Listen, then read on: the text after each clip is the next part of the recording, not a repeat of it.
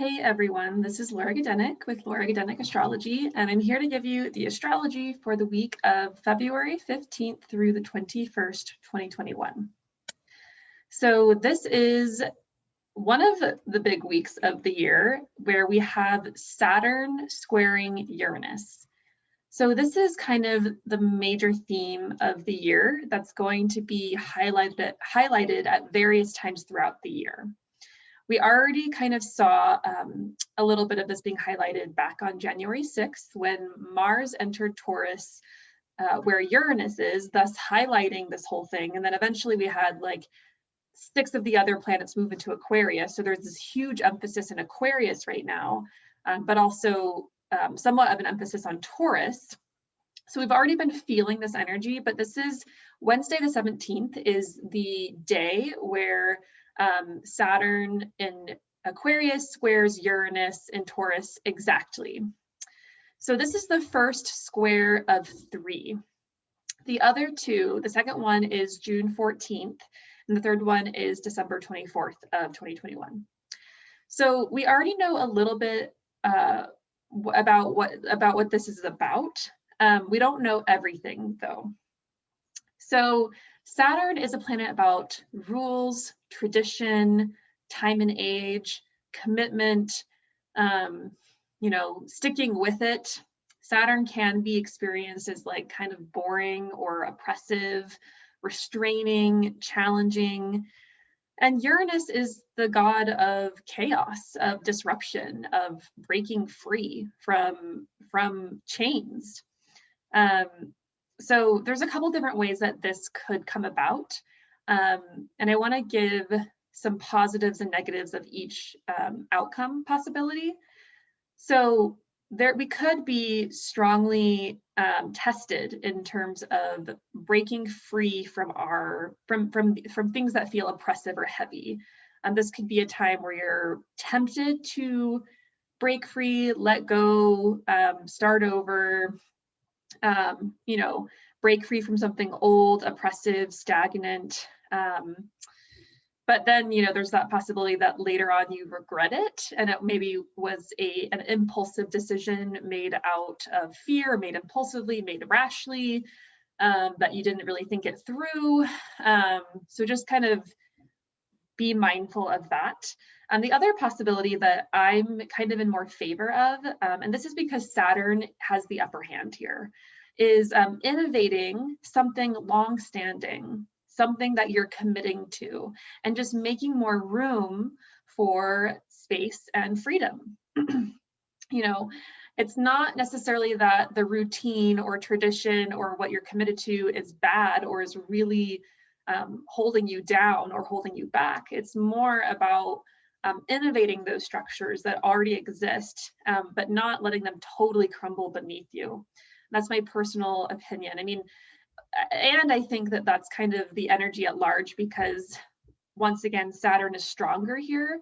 Saturn in Aquarius, Saturn's in a sign that it rules, so it feels very comfortable in Aquarius, whereas Uranus is just in a random sign, Taurus, that it doesn't really feel good or bad in.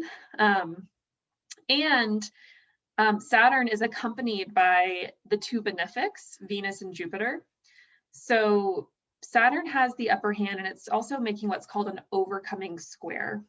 And that just means that in zodiacal order, Aquarius comes before Taurus, and so planets that are in Aquarius are kind of overcoming planets in Taurus.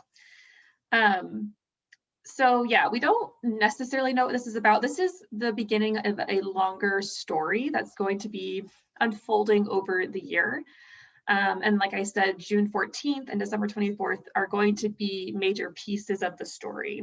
On a more collective level, this kind of indicates clashes in society. And we already kind of saw that on January 6th when Mars entered Taurus and kind of was the timer that kind of timed that aspect manifesting basically. But this year is going to be a huge focus for the year is a disruption to the status quo. And whether that's good or bad is totally, in your own opinion, but I think that you know, the status quo in a way will hold, once again, because Saturn is strong, but also Saturn in Aquarius, there is an innovative field to this anyway. I think the status quo or tradition or those in authority, etc., the structures that we have in our lives will hold, but there's going to need to be innovation. There's going to need to be some change. You know, this is kind of an idea of like working within the system, working within the structures you already have in your life to upgrade them, to change them, to make them more true to you. Yeah, so just remember, disruptive chaos or breaking free or whatever isn't always the best thing. It's not always productive, and it can be, it can actually leave us feeling more chained than we did before, possibly by self-sabotage. So just be mindful. This is happening at 7 degrees of Aquarius and Taurus. So if you know your birth chart, and if you have planets around those degrees, give or take 1 or 2 degrees of Aquarius, Taurus, and the other fixed signs of Leo and Scorpio, then this will probably show up more personally for you. If you don't have planets around those degrees, it probably won't show up personally for you, and it'll just be seen in your friends' lives, your family's lives, or the world at large. So just keeping that in mind. Okay, so Thursday the 18th, the sun moves into Pisces. Finally, we have a planet that's not in Aquarius or Taurus. So, you know, this is kind of changing the focus, changing the energy, dispersing the energy, which I don't know about you, but I'm grateful for, because there's been like kind of too much emphasis on Aquarius and it's been overwhelming. But this is the time of year, we're entering the last month of winter in the Northern Hemisphere. So this is a time of year of change, of transition, of letting go a little bit. You know, we're still in winter, it's still a cold sign, but you know, it's just more, we're getting close to the beginning of spring, and that feels good to me, at least.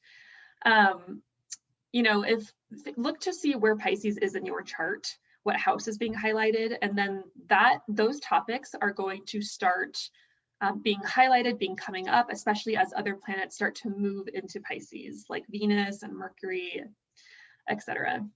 I mean, Aquarius is still going to be a big theme of the year because we have Saturn and Jupiter there pretty much all year, but we're going to get a little bit of Piscean energy as well. And Pisces is a very creative sign. It's very intuitive, creative, like I just said. So definitely get your creative juices flowing, work on some creative projects that require the imagination. Pisces is very imaginative and visionary and idealistic. Once Mercury moves in there, that's going to be like not for a while, but it might be a little detail fogged. Pisces can kind of miss the detail in preference for the bigger picture or the dream. Pay attention to your dreams when the sun is in Pisces. This is definitely dream world, so enjoy it, and don't be too hard on yourself for not being like maybe as on it as you normally are, or just kind of, Pisces needs like to kind of move with intuition and to move with emotion, you know. It's a water sign. It's not a logical air sign like Aquarius. It's water, it's feeling, it's depth, it's emotion, it's creativity, it's dreams, really. So that's kind of the emphasis is shifting there, is beginning to shift there on Thursday. Okay, so Friday the 19th, we have Venus square Mars around 23 degrees. Venus is at 23 degrees of Aquarius, Mars is at 23 degrees of Taurus. And this is a tender time, and you might even start feeling this a couple days prior, because usually we start feeling the energy of the planets around 3 degrees before they make the exact aspect. So Venus, of course, is relationships, beauty, art, pleasures, and Mars is the god of war. It's, you know, Mars helps us take action and get things done and defend ourselves, but it can pick fights. It can be sharp. So pay attention to relationships. There's possibility for conflicts in relationships, in significant or primary partnerships, or kind of like love relationships, but also with women. Venus represents women as well. Ultimately, I think everything should be fine. This isn't too big of an upset, and that's primarily because Mars is in Venus's domain. Mars is in Taurus, and Venus rules over the sign of Taurus, so Mars doesn't really have that much power. And once again, Venus in Aquarius is overcoming, she's in the overcoming position in this square, so she's overcoming Mars. There might be some hurt feelings, there could be some painful things that come up, so tread delicately.